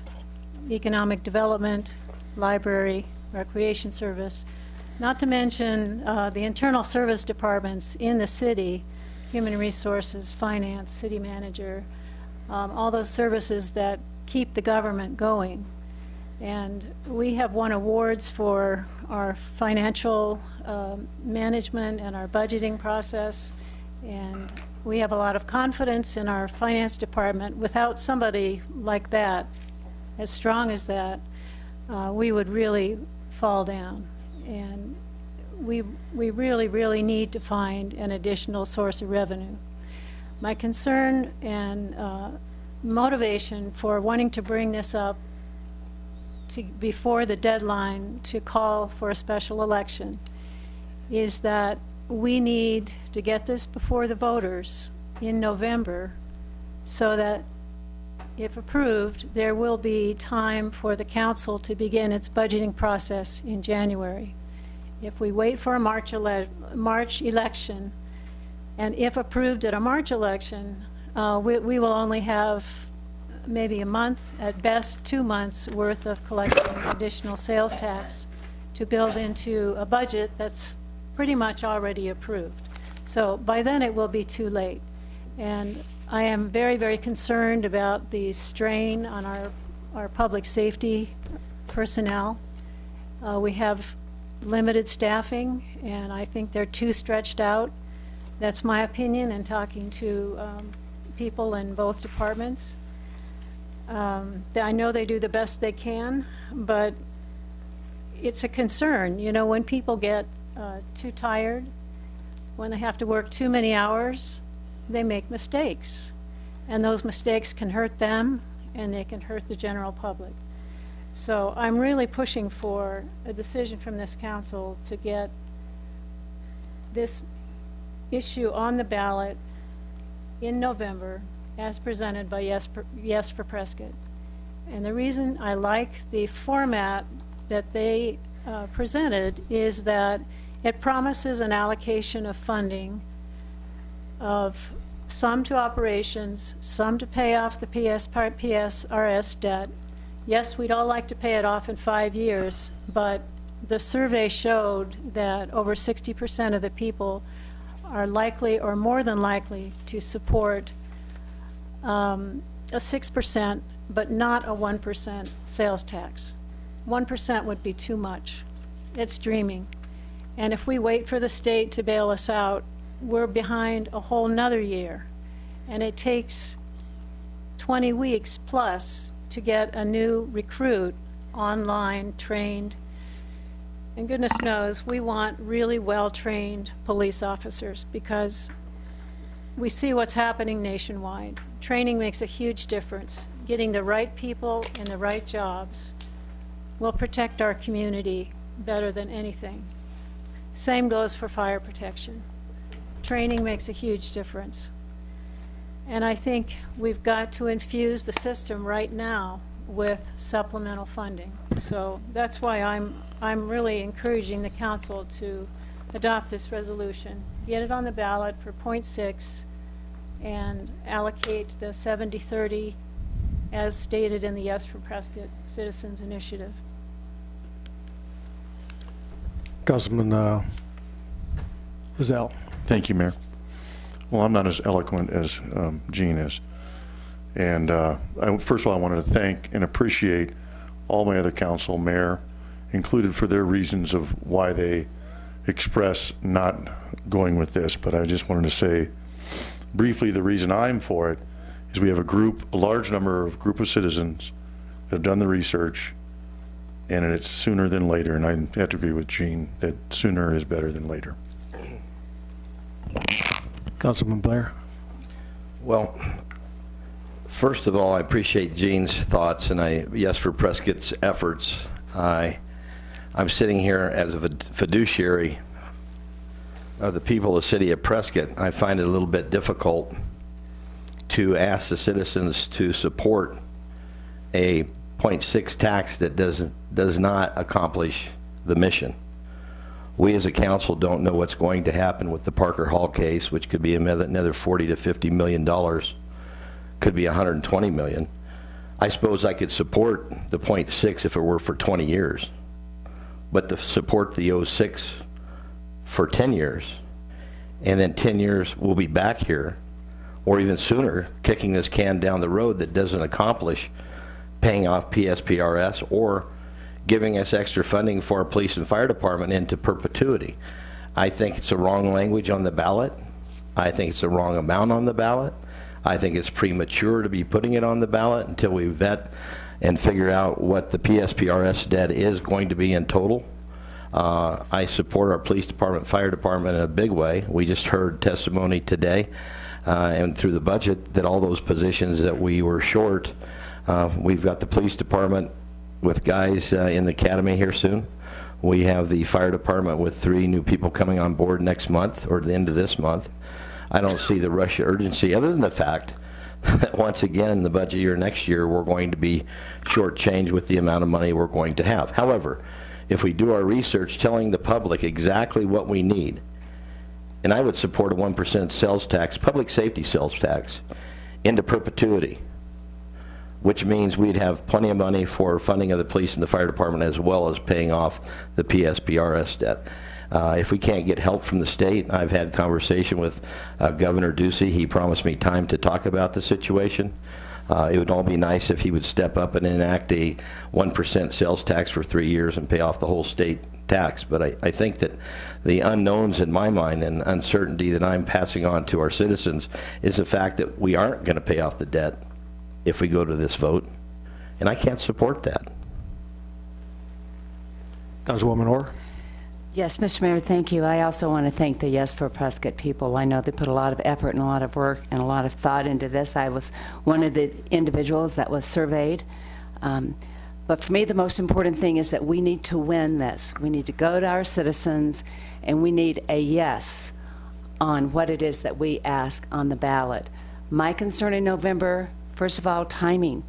We're going to be at the bottom of a presidential ballot, and I'm very concerned that a lot of people are coming to that ballot and they're going to go no, no, no on several initiatives that are going to be on. One will be the minimum wage hike to $12 an hour. Another will be recreational marijuana. So some people just go to a ballot if you're asking yes or no, and they go no. We need a yes, and we need to win. So we need the right question. My second major concern, and we also don't have all the data yet, so I think it's premature, but is the language. And I am very concerned that this is when you look at the language, it says 70 to 50%, and I think we need 100% of this sales tax to go to pay the debt. 100%. If we did not have this debt of $72 million, we don't know what it's going to be after Parker Hall, we would have $5.2 million that we could use in our general fund for our public safety or other issues in general fund. This year. This year, exactly, absolutely. So I believe what's causing this issue is the debt, and we need to pay off that debt, and I believe if we do that, then Prescott will be able to take care and manage and provide for our public safety and our policemen and our firemen. Again, I really appreciate the effort that's gone into this because I've done initiatives before. I have fought for initiatives, and I will fight for this initiative, but it just needs to be the right question. It needs to be at the right time so that we pass this. It has to pass for Prescott. Councilman Shiska. Thank you, Mr. Mayor. I can't emphasize enough that we need to do this right. And we need a united council when we do it. And I don't think we're there yet. I think that I would vote to approve whatever we come up with in March, but we're not there yet. We're just not. Well, I want to say I agree with everything that's been said here, even Councilwoman Wilcox. I guess the only thing I might have a disagreement on is when and what the language needs to be. So I kind of concur with Councilman Blair and Councilman Chiska and also Councilwoman Orr that, we got to do this, we got to do it right. We got a bill to pay. We want to protect our PSPRS retirement system, and we got to do it right. And I'm not convinced that this current initiative is going to get me where we need to be, and I'm not certain that it would be successful in November. As a matter of fact, I'm fairly certain it wouldn't be. And I think we need to give the state an opportunity to step up. I've talked to Barry Aarons, who's currently working with the governor's staff, and with Senator Lesko, the chairman of the Senate Finance Committee. We're going to have an opportunity to meet with them and try and take a look at this. I know that the governor wants to solve the PSPRS. He wants a solution. He says, don't bring me a problem, bring me a solution. Well, I've got about 4 or 5 ideas I'd like to run by him. And, I've talked to some other people about these ideas. And I've heard a lot of people indicate that they would think that they would be very good, positive steps that the city or the state could take a look at and try and get this thing properly funded and get it up to a higher level of, whether we'll ever get it to 100%, I don't know. But if we get it up to 80, 90%, then we know that we can always continue to meet the current obligations that we have for those that are in the retirement system. So do I have any other comments, questions from the council before I go to the public? I have one more comment, and that is, I think it's important when we put something on the ballot to show the citizens that they are getting something more, some added service. Voting for paying off a debt is not very attractive. And I think that's one reason why Yes for Prescott came up with the idea of adding monies for operations so that we know we can continue to support and build a stronger police and fire department. From the level we are now, we know we have to do better. And certainly as we grow, as Prescott grows in the future to the north, we are going to need to grow our police and fire departments. Councilwoman Orr? Yes, and Councilwoman Wilcox, I'd like to respond because I understand what you're saying on that, and I understand your concern on it. I guess I believe that if we show, so much of this is education and getting the right message out. I supported fully the .55 in the last election, And I just don't think we got our message out right. And I believe if we get our message out, we show that if we pay this debt down, we have this year, we would have had $5.2 million. What would we have next year? I believe if we educate the public a little bit more on that so they understand, that's our job here to get that message out. So certainly they're going to get a lot more if we don't have to pay $5.2 million, or if we didn't have to pay $5.2 million this year. So I do think that we'll be able to deliver a lot more to the city if we pay off this debt. The debt is what has caused this problem, and we just need, to me, 100% of this tax should go to that debt. I believe truly we could get people to vote for this and vote yes if we did that. I would just like to go ahead and just make one comment, and that is, in speaking with HR, we have a person against every position we have currently budgeted for the city staff. Obviously, some people still need to be trained, both in police and fire. We need to get those folks online and get them moving. We know that we're going to have continued retirement. This is going to be a system that continues to evolve all the time. You're always going to have some folks that are going to retire. Some people are going to say, maybe I don't want to be a policeman anymore. I want to go do something else. And they leave the system. They don't even go on and get their retirement. And we have people that might not want to stay here anymore. Maybe they think they get money, better money elsewhere. So we're always going to have turnover. And right now I can tell you that we are working to get a COP grant for the police to get 3 additional people on. And we also have the Saver grant in right now for 9 people. I don't think we'll get 9. But I think we'll get something, and I'm hoping we get at least 3 more to support the fire department. So, but I think people need to understand this is a moving target. Nothing we do is going to be perfect. But I think, like it's been said, we need to get it right, and right now I'm not sure that we've got all the answers. Councilwoman Orr. Sorry, Mr. Mayor, one more comment that I forgot, and that is saying no to put this on the ballot this November is not saying no to that we need a tax. As I've stated, I will fully support a tax that's going to pay off this debt. However, what we can do now is we can take time. We do not have to deliver that language until November. We can get this on the ballot for March. We can get the right, so we're really talking December, January, February, and then we go to the ballot again. So that's what, or we could wait till May. So there are options out there. Me personally, I would like to see us put this on the ballot for May. So voting no on this is not saying no to this. It's saying let's get it right and let's get the timing right. Any other comments from the council before we go to the public? Okay, anybody from the public? Anybody come up, please limit yourself to 5 minutes. Mayor and Council, Charlie Arnold, 2149 Clubhouse Drive. Mayor, may I use the overhead projector for a few quick slides? Yeah. Thank you very much. And we'll make sure that we are on for that. Perfect. Mayor and Council, again, Charlie Arnold. I wanted to take a few minutes of your time representing the over 2,400 people who signed the Yes for Prescott petition, representing the committee that is Yes for Prescott, and giving you a little bit of background as to how the 0.6% came to be and why our group and the people who signed our petition feel this is something that's important that needs to happen now.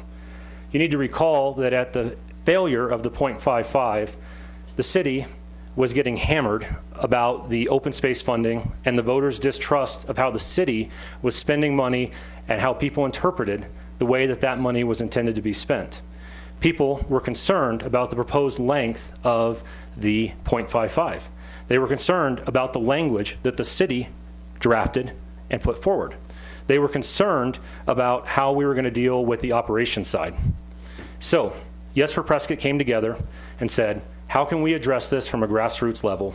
And I wish today I was standing here saying, we got all of our signatures, hip hip hooray, let's go get this done, let's educate the public. That's not where we're at, so we're asking you today to support moving this language forward. Overview. We took the ICMA study that this city spent over $70,000 evaluating our police and fire departments with. We took the last 5 years of budget books. We took the information that the city provided during the 0.55 that explained very clearly This is what you're going to receive at this sales tax rate for this length of time. We then went forward and did a survey. And for your information, a couple of key things that I'd like to just point out for everybody in my overview here. This is a slide that was presented to you during your budget workshop. This is the city's take on the original initiative language that at the time was anticipated to provide $8.5 million. We now know sales tax revenue is up, so that number has increased slightly. Talks about supplementing operations, reducing the city's PSPRS debt. Where I'm going to focus my time and attention is on the second slide, that if the city continues to pay what it is paying today, what has been approved in the budget for PSPRS, and takes the additional 70% of this tax during the 10-year period, it is sufficient to pay off the liability within that period of time. The liability as we know it today. There's going to be another Parker Hall case. We just finished one that had a huge impact. This is going to be a moving target that will never go away. But we know today what the number is, and we know that we can address it going forward. The operation side, if we didn't say we need to spend every penny we're currently spending plus this new money, there's no money to deal with the operational increases that the city's facing. Our pay, our retention, we can't even meet the basic recommendations of the ICMA study today as a result of our staffing levels. Then, as I mentioned, we move forward with a survey of likely voters in the city of Prescott. It was conducted over 3 days, had over 850 respondents, and there's a few key things I'd like to point out. Question 4, how likely would you support a dedicated funding source for police and fire services? 63.1% are somewhat likely or very likely, with only 19% saying, nope, not interested, 18% undecided. We then took a look at if a proposal to increase the sales tax to provide additional dedicated funding for public safety, police and fire operations, and to reduce the city's approximate $75 million debt, what would your household support? 64.9% said that they would support something at 0.5% or more, but only 7.9% says that they'll support 0.75%. I don't see how 1% gets a yes vote in Prescott, unfortunately. What I do see, though, is almost 65% of those people surveyed saying we would support something in this range. We talk about the length of time. 55% are supportive of something between 10 and 20 years, but only 9% of that would support something that's 20 years in length. Not only does that knock out, in my opinion, the argument, and we had these discussions as a committee about the length of time, but this gives the city, the citizens of Prescott, the opportunity that in 9 years, when we know more about the next Parker Hall case and the one after that, and we know where we're heading as a community, the opportunity to make another decision and say, do we need to continue this or not? Going back to the city's evaluation of the projected impact, and to really one of the most important questions, we pay off the debt. What are we doing? You got 30 seconds. Thank you. What are we doing related to operations? At the end of the 10-year period of time, the money that was going towards that will be sufficient to continue police and fire operations at the anticipated level 10 years from now. What I see here is very clear and simple. 0.6% gets us done in 10 years paying off the debt that we know. It gives us the operation money that we need to get our staffing and our operational supplies back to where they should be, where they have been. We have a great city with great employees and great citizens. We have an opportunity to do something. And if you look at voter registration and turnout, I will just simply put it, I think that November we have a higher likelihood of people voting and having an interest than a single issue mail-in ballot in March. That being said, the Yes for Prescott Committee would like to find a solution that works for everybody, that accomplishes this goal, pays off the debt, and sets the city moving forward. Thank you very much. Okay, thank you. Any other comments?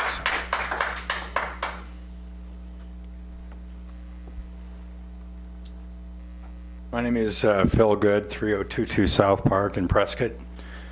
I beg to differ with some of the assumptions that Mr. Arnold just made. As a member of the Citizens Tax Committee, we've looked at a number of these tax issues, And I do want to state that the CTC doesn't always take a position against taxes.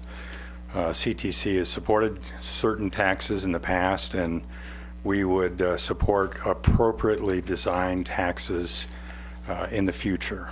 I think in general, trying to design tax policy to address multiple issues in general is bad policy.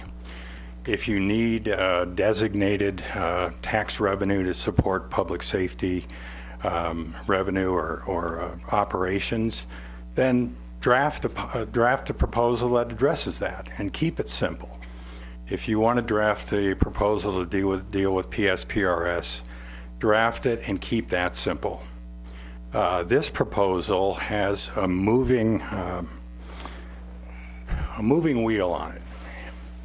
You've got the potential for 50% of that tax to deal with PSPRS, or 70% over the next 10 years.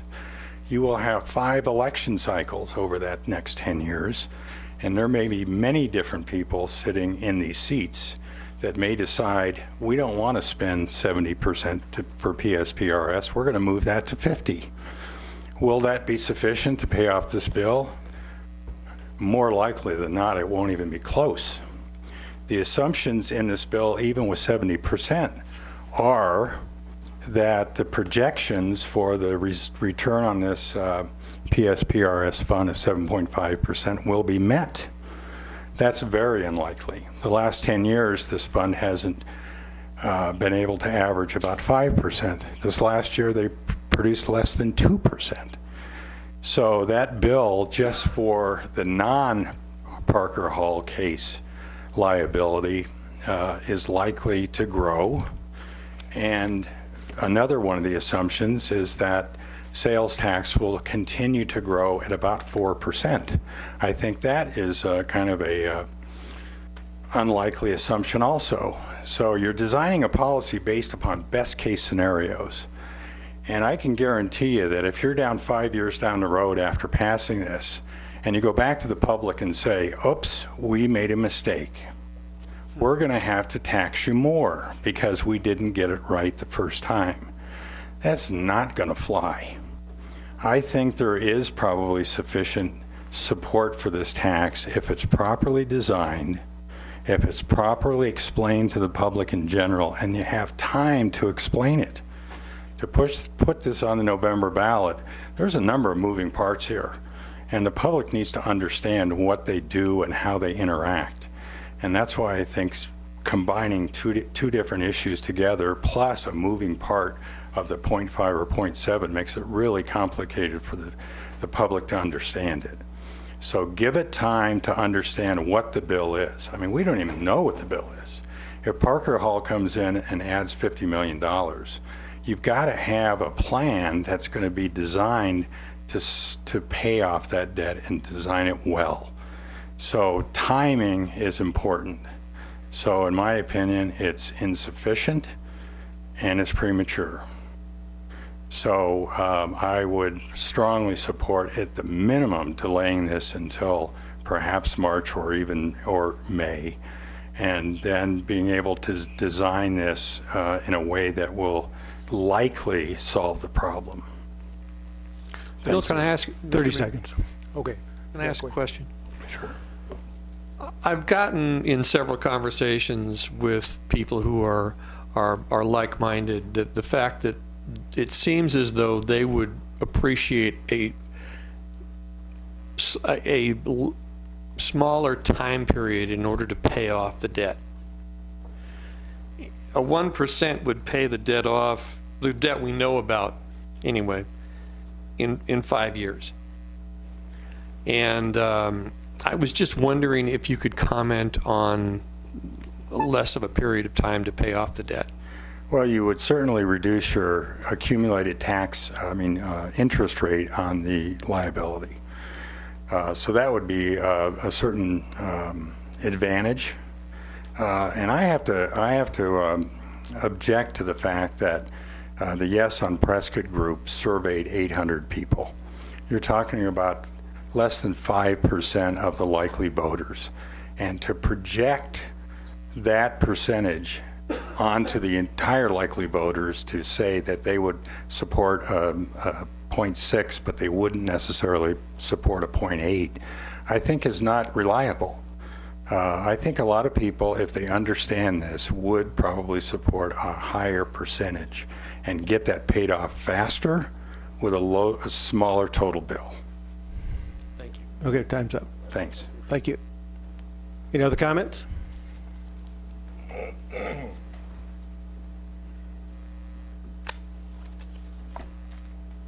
Good afternoon, Mayor, members of the council. My name is Dan Fryhoe. I live at 2002 Gulfview Lane here in Prescott.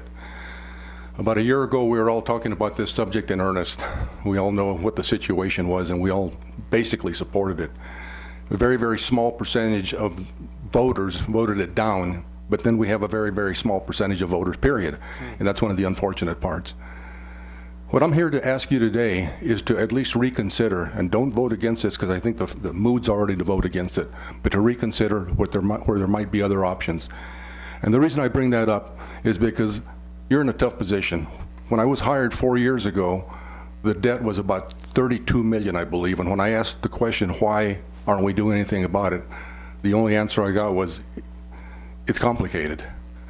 So we're stuck with an enormous debt that people just simply ignored. They didn't want to talk about it. Now we have to talk about it. I love bringing solutions if I'm going to bring problems, and I think the solution is definitely going to have to be to eventually erase this up, and there's never going to be perfect language. And I think anytime somebody wants to say no, any excuse will do. And I'm feeling excuses from this group. Leadership is difficult, and I think that you are in the position to cause things to happen. And if you don't like the language, prepare the language for the next vote. I think it's possible for this to be on this ballot. I think it's possible for you to do it. If you don't like the wording, then change the wording. But I don't think it's ever going to be a situation that's going to be ideal. There's always going to be a situation. It's a moving target, as you all said.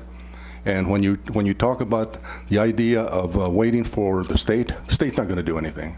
I don't care what the governor says. The governor ran under the same platform many of you ran under, no taxes. No taxes, no taxes. He's not going to do a thing.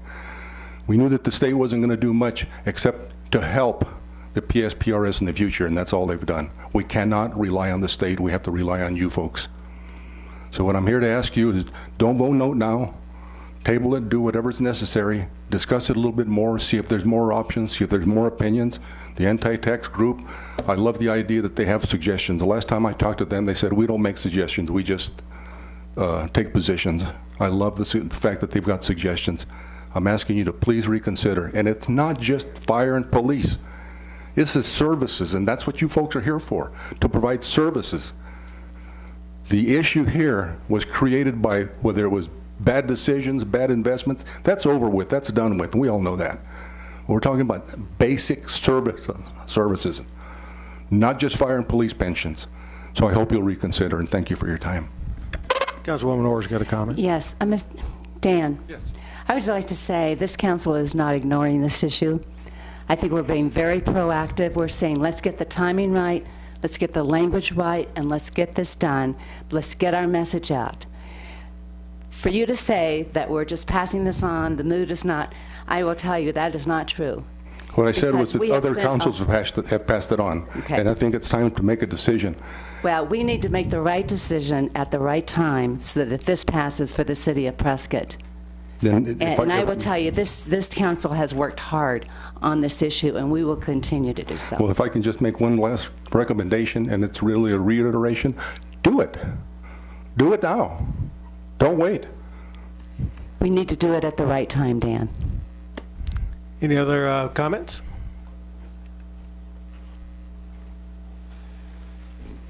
Good afternoon, Mayor, Council. My name is Sandra Smith.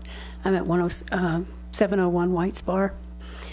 I think that most of you are right about the timing, that if you put it on this ballot with other things that are being put on this ballot, it will get voted down again. I really very much fear that. I think people need a lot of education, and I know it can be done. I have a flaming lib neighbor, that's her description, who, when I explained to her what that initiative was the last time, she listened, She thought about it, and she voted for it. Now, she was against raising taxes. We live on fixed incomes. We don't have a lot of money to throw around. So that makes it hard. But I would rather see even a 75 or 1% increase, 0.75 or 1% increase for 5 years or 6 years or 10 years even, to get that paid off and then back down to maybe 25 or 30% as a maintenance for future use, something like that. But plan ahead, get the debt paid first, because you can't really do anything until you do that. You're stuck with this white elephant sitting in the living room until you get that cleared out. And even not knowing what we have in terms of the total number makes that even much more difficult. So we need to be able to pay that in bigger chunks, which is going to cost less in the long run. That's my 2 cents. Thank you. Councilwoman. I just want to remind the council that if we called a special election for November, we still have until August 10th to get the ballot language in. So even if we're not in agreement on the specifics of the language, if we act tonight to call an election, November, March, whenever, we still have time to work on the language. Any other public comment? Okay, do I have a motion? Mayor, I move to adopt ordinance number 4991-1529 as presented in our agenda packet. Second. Okay, I have a motion. Second vote, please. Damn it. Oh, I'm getting the wrong damn thing here. It just came up that way. You got both of them. He keeps going. You have to press the yes button too. Well, I tried to. Okay. The motion fails 2-5. Mayor Oberg, Councilman Blair, Councilman Shiska, Councilman Lamerson, and Councilwoman Orr dissenting. Oh, Tim, did you have something you want to say? No, I wanted to push that damn button. Okay. All right, well, we talked about a very serious matter tonight. We got work ahead of us. We got to figure out how to do it. And I think I would just like to close with a comment from a famous jurist. I'm sure Councilwoman Wilcox and City Manager or City Attorney recognize George Marshall. Great American statesman, jurist, and a long-time person that was on the Supreme Court, I think, for about 3 decades.